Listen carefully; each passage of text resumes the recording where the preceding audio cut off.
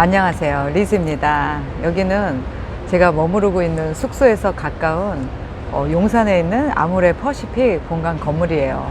너무너무 멋있고 일단 뭐 규모가 엄청나게 큽니다. 그리고 이 인테리어가 너무 웅장하면서 그리고 되게 독특하고 아주 편안한 느낌을 줘요. 저는 화장품 회사이기 때문에 되게 아기자기하고 팬시하고 화려할 것 같았는데 의외로 이따가 보여드리겠지만 이 건물은 전체적으로 그냥 내추럴한 시멘트 컬러로 되어 있어서 뭔가 좀 자연과 어울리는 좀 그런 느낌이 들어서 사람들에게 편안한 느낌을 주는 게 아닐까. 저는 지금 2층에 와 있는데 뭐 사람들이 커피숍에도 되게 많이 앉아 있고 이렇게 여유를 즐기는 사람들이 많네요. 저는 제 개인적인 일 때문에 한국에 잠깐 나왔는데 이제 한국에 이렇게 나오면 나올수록 한국이 너무 좋아서 이제는 굳이 외국에 살 필요가 없겠다 이런 생각이 많이 들거든요. 실질적으로 저처럼 이민 간 지 오래된 사람들도 여기민을 하시는 분들이 굉장히 많으세요. 사실 우리가 90년대 IMF 끝나고 제가 캐나다를 갔기 때문에 그때만 해도 사실 한국과 캐나다의 그 삶의 질의 격차는 굉장히 컸죠. 그때만 해도 뭐 캐나다는 선진국이었고 한국이 뭐 선진국이다 할 만한 수준은 아니었기 때문에 무조건 뭐 영어가 되고 또 교육의 수준이 높고 또 사회보장제도가 잘 돼 있는 그런 나라로 막 탈출하듯이 굉장히 많은 30대 젊은 사람들이 갔었던 것 같아요. 그래서 제가 갔던 IMF 직후에 이 IT 쪽에 종사하시던 많은 분들이 독립이민으로 뭐 미국, 캐나다, 뭐 호주, 뉴질랜드 이런 쪽으로 굉장히 많이 갔습니다. 그래서 저희도 뭐 그때 갔었고 저와 또 비슷한 또래들이 그때 당시에 이민을 많이 와서 아이들도 다 비슷한 나이 또래였고 또 같이 뭐 동병상련의 마음으로 이민 생활을 잘 해왔던 것 같아요. 근데 이제 제가 25년이 지나고 나서 보니까 아이들은 이미 다 컸고 그 캐나다라든 그런 선진국이 주는 뭐 교육 환경이라든지 뭐 사회보장 제도라든지 이런 것들을 이미 다 이제 누리고 나니까 이제 아이들이 다 크고 나니까 여기서 이 말 안 통하는 나라에서 살아야 될 필요가 있을까? 그런 생각이 들기도 하고 캐나다는 가족 중심의 사회이기 때문에 저처럼 이렇게 혼자 사는 사람들은 이렇게 뭐랄까요? 낄 데가 없다 그럴까요? 교회를 가도 다 가족적으로 뭐 부부끼리 이렇게 다 모이죠. 뭐 골프를 쳐도 부부끼리 다 골프 치죠. 하니까 혼자 사는 사람들이 약간 낄 데가 없는 약간 그런 분위기예요. 그런데 한국은 여자는 여자끼리 놀고 남자는 남자끼리 노니까 혼자인 싱글들도 얼마든지 여기서 재밌게 외롭지 않게 이렇게 소외되지 않게 살 수가 있어서 그런 부분에 있어서는 굉장히 좋은 것 같아요. 그래서 저도 이제는 애들도 다 분가한 지 오래됐고 어느 때는 하루 종일 정말 말할 사람 한마디 없어서 진짜 내가 여기서 이렇게 혼자 사는 게 맞나? 이런 생각이 들 때도 있어서 저는 정말 심각하게 한국으로 다시 뭐 여기민까지는 아니다 하더라도 상당 시간 이제 한국에서 좀 시간을 보내고 싶다라는 생각이 들어요. 한국의 장점이 뭐냐 물으신다면 일단은 모르겠어요. 외국보다 훨씬 음식값이 싸다는 거. 근데 과일은 너무 비싸서 제가 깜짝 놀랐어요. 정말 사과를 딱 집었다가 제가 너무 놀라서 그냥 내려놨는데 외국 같은 경우에는 과일이 굉장히 싸요. 그리고 뭐 식품도 그렇게 비싼 편은 아닌데 외국은 외식이 비싸요. 외식이 팁에다가 또 세금이 또 그 자리에서 또 플러스로 붙기 때문에 외식을 한번 하고 오면 정말 큰 돈이 나갑니다. 그런데 한국은 외국에 비해서 상대적으로 외식비가 굉장히 저렴해요. 그리고 뭐 맛은 말할 필요가 없죠.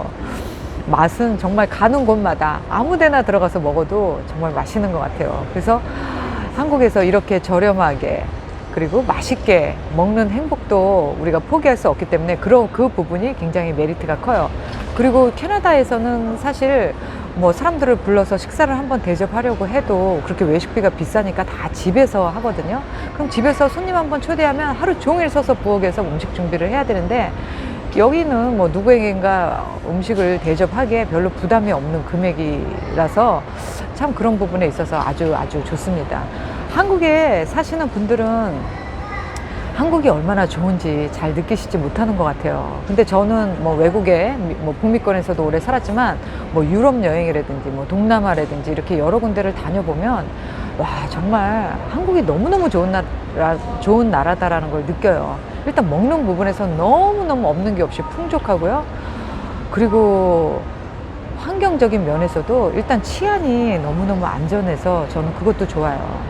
그리고 많은 사람들이 예전에는 한국에 오면 택시 탈 때 되게 불편했어요. 불친절하고 막 사람들이 퉁명스럽고 막 그랬었는데, 요즘에는 택시 타도 전혀 불편하다는 느낌, 그리고 뭐 사람들이 불친절하다라는 그런 느낌이 전혀 없이 어딜 가도 심지어 오버 서비스라는 느낌이 들 정도로 사람들이 정말 너무너무 잘해주기 때문에 그런 부분에서도 굉장히 만족스럽고, 또 어떤 이런 예를 들어서 이런 서비스, 뭐 가전제품을 수리한다든지 내가 뭔가 불편한 것 때문에 어떤 내가 산 제품에 대해서 서비스를 받을 때 여기는 뭐 그런 게 너무너무 잘 돼 있잖아요. 외국은 그렇지 않아요. 정말 냉장고 하나 고장 나면 이거를 누구한테 얘기를 해서 고쳐야 잘 고쳤다고 할까 할 정도로, 정말 거기는 그런 뭐 AS 하나 받으려면 또는 뭐 그런 거를 수리하는 사람을 한번 부르려면 고치든 안 고치든 무조건 10만 원을 주고 시작해야 되는 약간 그런 불편함이 많이 있어요. 뭐 어느 나라에 살던 장단점이 있겠지만 제가 봤을 때는 지금 한국이 너무너무 살기 좋은 나라가 되었고, 또 실질적으로 외국에 사는 저 같은 교포뿐만 아니라 외국 사람들도 한국에 대한 관심이 굉장히 높아요. 한국 물건이 좋다, 한국에 가면 맛있는 게 많다, 한국 사람들 친절하다, 한국 여자 이쁘다, 한국 남자 잘생겼다, 그리고 한국의 문화, 영화, 뭐 예술, 뭐 K-뷰티, 뭐 K-푸드, 그야말로 한국이 지금 전 세계의 사람들에게 집중적으로 관심을 받고 있는 그런 나라라는 것 여러분들 모르셨죠?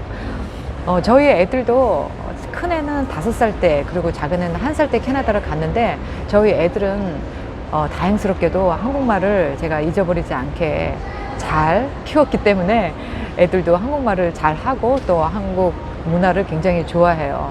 저희 애들도 이렇게 뭐 세계 뭐 캐나다라든지 미국이라든지 뭐 선진국을 많이 다녀봐도 한국이 정말 불편한 게 없이 너무 좋다라고 이야기를 해요. 특히 또 외국 애들의 시선에서 봤을 때 한국의 집값이 너무너무 싸다는 거. 일단 뭐 한 달 뭐 사는데 여긴 또 월세, 전세라는 개념도 있고, 월세가 외국에 비해서 월등히 저렴합니다. 제가 비교하는 건 미국이나 캐나다 쪽을 말씀드리는 거예요. 뭐 미국은 너무너무 물론 지역에 따라 다르겠지만 굉장히 비쌉니다. 그리고 캐나다 같은 경우도 지금 물가가 물론 인플레이션의 영향을 받기도 했지만 캐나다도 물가가 엄청 비싸요. 우리 딸은 사실 뭐 나이에 비해서 소득이 적은 편은 아니지만 한 달 월세 내고 차 한 대 타고, 그 다음에 뭐 아가씨니까 뭐 화장품도 좀 사고 뭐 생활하고 하면 자기 월급이 다 없대요. 그래서 엄마 이제는 토론토에서 살기가 너무 힘들어. 그래서 자기도 이제 그 디지털 노마드, 컴퓨터만 갖고 일을 하는 직업이기 때문에 엄마 나도 한국에서 살까봐 이렇게 이야기를 할 정도로 지금 캐나다도 그 물가가 심각하기 때문에, 특히 집세가 너무 비싸기 때문에 많은 사람들이 이 삶의 질이 점점 낮아지는, 싼 집을 찾아서 옮기게 되는 그런 현상이 일어나곤 합니다. 그런데 제가 한국에 와서 느낀 것은, 저야 물론 잠깐 방문을 하러 왔기 때문에 좋은 것만 볼 수 있어요. 뭐 맛있는 거, 그 다음에 뭐 좋은 곳, 그 다음에 뭐 인테리어, 뭐 이렇게 좋은 것만 보면서 감탄할 수 있는데, 이렇게 좋은 한국이, 외국인 입장에서 봤을 때 이렇게 좋은 한국에 살면서도 저는 이 사람들의 표정을 이렇게 관찰하는 그런 습관이 있는데, 사람들의 표정은 그다지 이렇게 많은 사람들이 한국에 관심을 갖고 또 한국에 살고 싶어 하는 것만큼 사람들의 표정은 그다지 밝지가 않아요. 지하철을 타서 사람들의 표정을 이렇게 봐도 그렇고, 또 차를 타고 가면서 신호에 이렇게 대기해 있는 사람들을 봐도 그렇고, 왜 이렇게 사람들이 다 어둡지? 그리고 왜 이렇게 사람들이 다 화가 나 있지? 저는 그런 게 느껴지거든요. 참 이상하다. 아니, 왜 그럴까? 그런 생각을 하다가 이제 저녁에 시간이 돼서 이제 술집에 가보면 술집은 정말 미어 터지는 거예요. 어느 술집을 가도 사람이 많아요. 밥집은 그야말로 밥만 먹고 사람이 나간다면, 술집은 그 어디를 가도 사람들이 바글바글 합니다. 20대들이 있는 술집, 30대들이 가는 술집, 40대들이 이 사람들이 낮에 그렇게 화가 나고 기분이 안 좋았던 것을 저녁에 이 술집에서 술로 다 푸는구나. 그냥 그게 패턴처럼 이렇게 보이기 시작했어요. 왜 그럴까? 왜 한국에 사는 사람들은 정작 자신들의 삶이 저렇게 행복해 보이지 않을까? 또 제가 고민을 해보니까 사람들이 너무 많이 일을 하더라고요. 일하는 시간이 너무 길어요. 어떤 사람들은 일을 가지고 가서 집에서도 또 일을 하고, 그러니까 일과 내 삶이 잘 구분이 되지 않는 약간 그런 느낌? 그래서 저는 여기 와서 사람들한테 연락해서 뭐 해? 이렇게 만남을 갖고 싶어도 너무 사람들이 일에 치여 살고 또 지쳐 있다 보니까 그렇게 삶이 행복하지 않는 것 같기도 하고, 또 물론 또 거기서 오는 스트레스, 사람과 사람 사이에서 오는 그런 스트레스들이 좀 이렇게 좀 지치게 할 수도 있죠.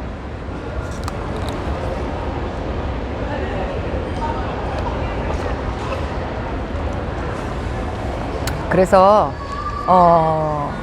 그런 부분에 있어서는 외국에 사는 사람들은 굉장히 달라요. 외국에 사는 사람들은 일단은 스트레스가 그다지 많지 않습니다. 왜냐하면 일하는 시간과 쉬는 시간이, 나의 개인적인 시간이 확실하게 구분이 돼요. 무슨 일이 있어도 5시면 칼퇴근입니다. 거기는 뭐 회사가 바쁘든 어쨌든 자기는 그냥 5시 되면 가는 거예요. 그렇기 때문에 일단 아침 8시나 9시에 출근해서 5시까지만 딱 근무를 하고, 그 외에 나머지는 나의 삶이, 내 시간이 보장되기 때문에 그 사람들은 나의 개인적인 삶과 일을 분명하게 구분할 수 있기 때문에 스트레스는 회사에서만 받지, 굳이 나와서까지 그 관계에 있어서 회사 내에서 일어나는 그런 것들에 대해서 이렇게 딱 분리하는 그런 습관들이 들어져 있기 때문에 확실히 한국에 있는 사람들보다 스트레스를 덜 받는 것 같아요.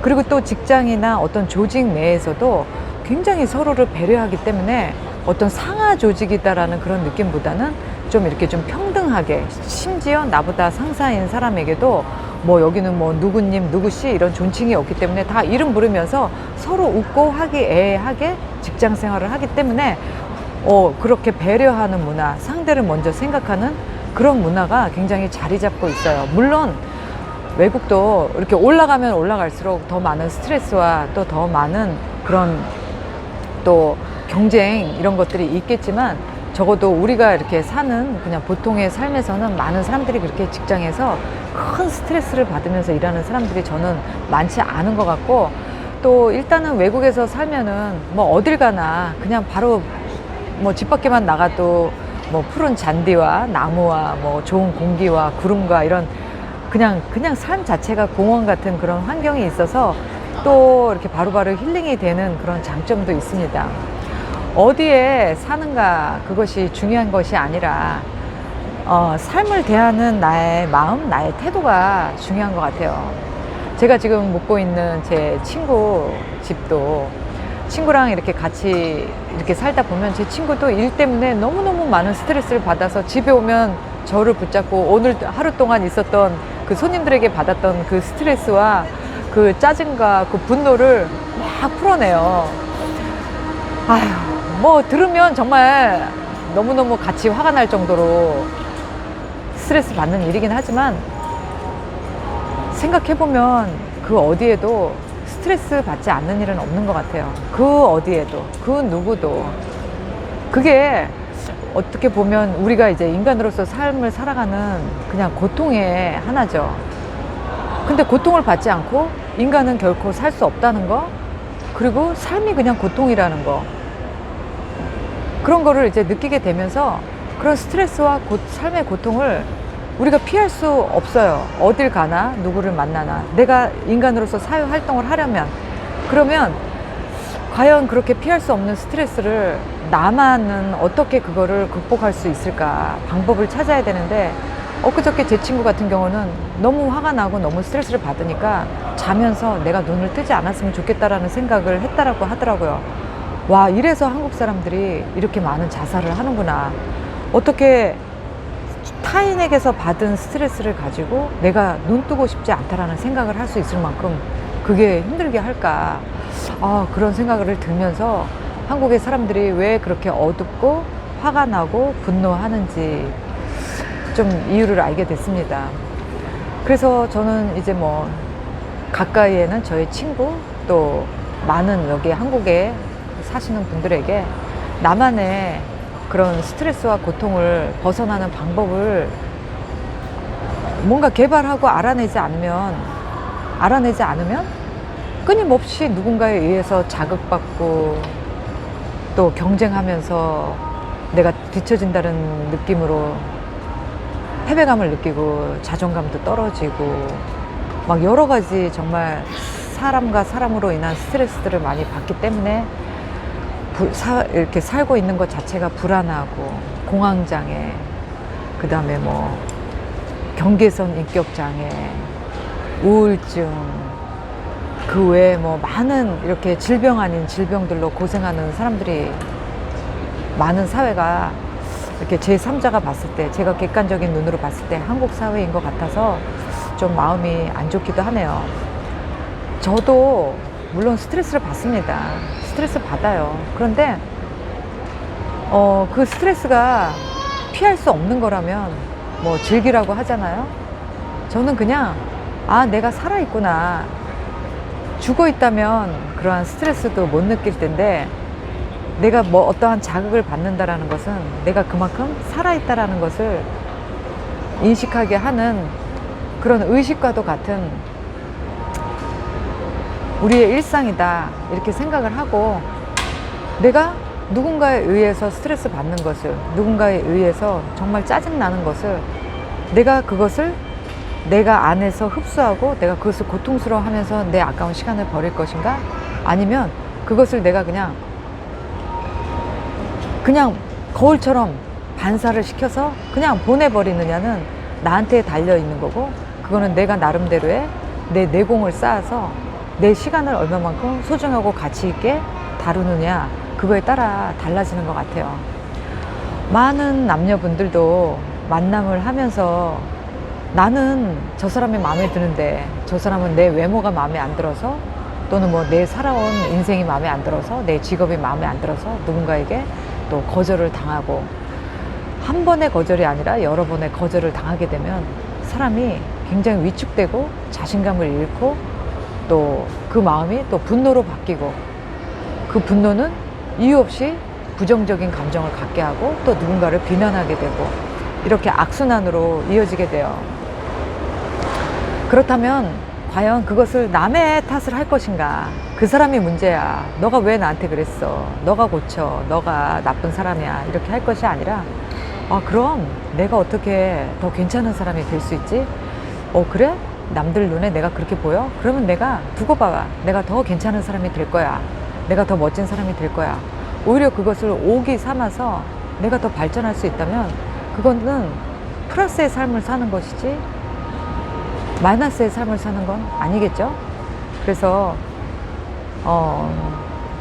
결국은 제가 배운 것은, 인생에서 모든 문제의 탓을 다른 사람에게, 타인에게 두면 계속 나는 피해자가 되니까, 피해자로 사는 삶은 억울하고 분해요. 화가 납니다.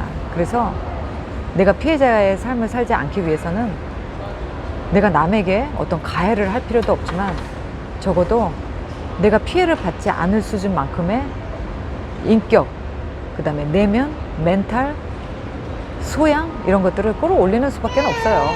남들이 나한테 함부로 하지 못하도록 내가 강한 사람이 돼야 됩니다. 그러기 위해서 하루하루 뭐 정진해야죠. 뭐 방법이 없습니다. 명상도 하시고요, 또 크게 꿈도 꿔보시고요, 또 독서도 해서 좀 지적 소양도 넓히시고요.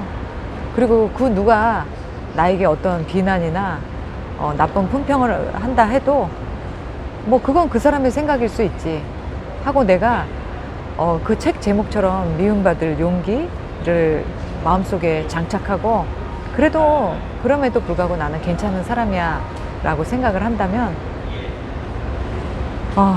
내가 나를 믿고 살아야지 누굴 믿고 살겠어요?